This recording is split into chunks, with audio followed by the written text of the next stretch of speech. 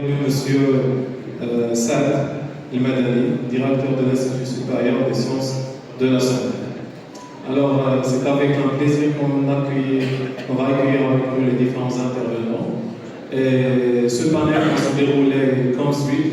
Premièrement, une discussion avec les différents intervenants et après on passe pour prendre les avis et les questions des différents auditoires qui sont avec nous. Et je commence premièrement par vous poser une question très essentielle et clé. Quelles seront les opportunités et les défis en relation avec la collaboration entre les différents acteurs? Je passe la parole au professeur Zineb Belmouche. Merci beaucoup, cher professeur, pour cette belle introduction. Tout d'abord, je remercie bien sûr la SNB pour l'invitation. Donc c'est un honneur de prendre la parole aujourd'hui à l'occasion de la 4e édition de la rencontre marocaine biomédicale. Cette plénière, comme l'a dit le professeur Benba, met en lumière l'importance de la collaboration entre l'académie et puis l'industrie, ainsi que le secteur hospitalier pour bien sûr renforcer et moderniser notre système de santé. Donc la SNB, c'est un membre pionnier du directoire consultatif industriel. Il joue un rôle essentiel dans le développement du secteur biomédical au Maroc. Donc le DCI, c'est quoi le directoire consultatif industriel? Je vais commencer par parler un petit peu de notre démarche vers l'industrie, donc en tant qu'école d'ingénieurs étatique.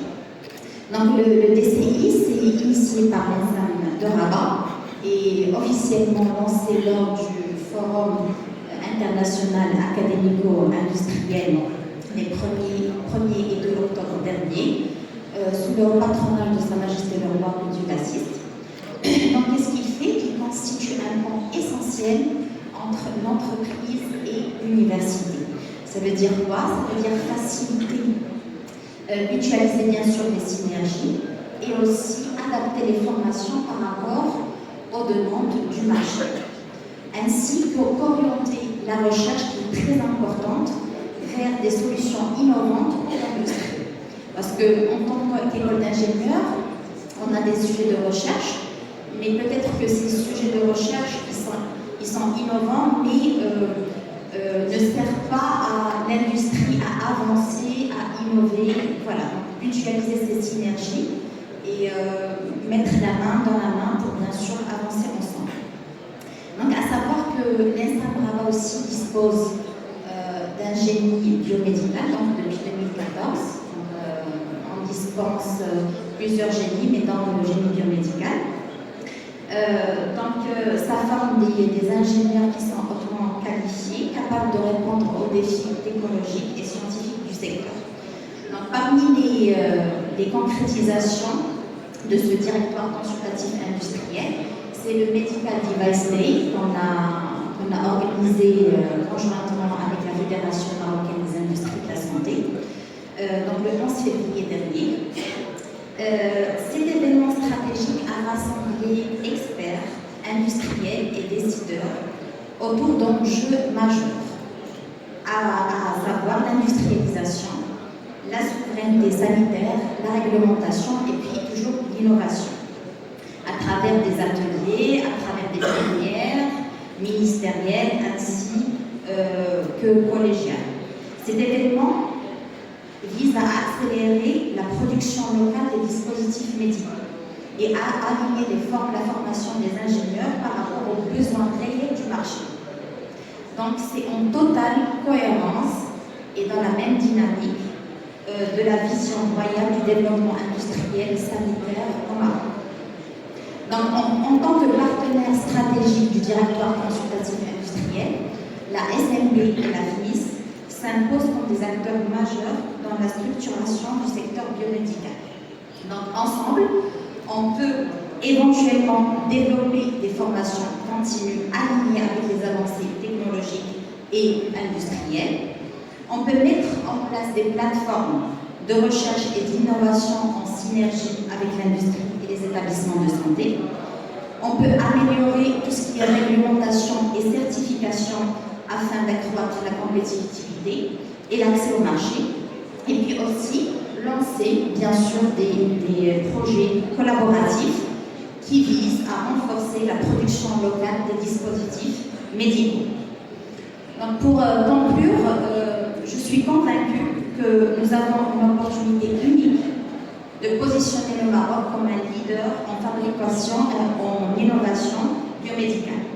Donc grâce à ces acteurs, notamment l'ASLB, l'AFNIS, le DCI, ainsi que les institutions académiques et hospitalières, nous avons les atouts nécessaires pour bâtir un secteur plus autonome, plus innovant et plus compétitif à l'international. Je vous remercie beaucoup, cher professeur, pour cette belle introduction. C'est moi avant tout d'abord, je remercie bien sûr la SNB, rebondir sur l'invitation. C'est la parole. C'est le professeur Slash qui l'a dit par rapport à médical, à la synergie en tant que c'est plénière, comme de ce moment. Moi, je vais rajouter juste qu'il y a la marketing, parce que l'association médecins ingénieurs ainsi que les secteurs hospitaliers de très bons résultats. On a pu voir ça par rapport à plusieurs hackathons. Donc, la SLG, en tant que membre de la membre pionnier digital, j'ai pu être en comité scientifique, qui joue un rôle essentiel de développement du secteur étudiant. Et on est vraiment sur la qualité de l'innovation. Je vais commencer par parler à l'attitude, surtout quand il y a une alliance de nos démarches. On peut avoir une très bonne idée, un très bon école. D'ailleurs, on n'a pas de thématique. Le marketeur du DCI, ils vont par le projet. On peut rester officiellement lancé. Donc, moi, je voudrais ajouter l'alliance académique de l'industriel ingénieur et premier médecin d'ingénieur. Ça pourrait être toujours très bénéfique. Aussi, je rejoins le professeur Dani par rapport à l'université à la carte. Ça veut dire quoi? Ça veut dire par rapport à l'INSAM, on a un seul mutualisé bien sûr des simulations et aussi adapter le déploiement des formations à la carte par plusieurs entreprises, ainsi pour orienter la recherche à très importante grâce à des solutions biomédicales parce que en tant qu'ingénieur, ainsi de suite, on a des sujets de recherche et peut-être que ces sujets de recherche, ils sont innovants, mais on a besoin de se mettre à même servir à avancer par rapport à des équipes.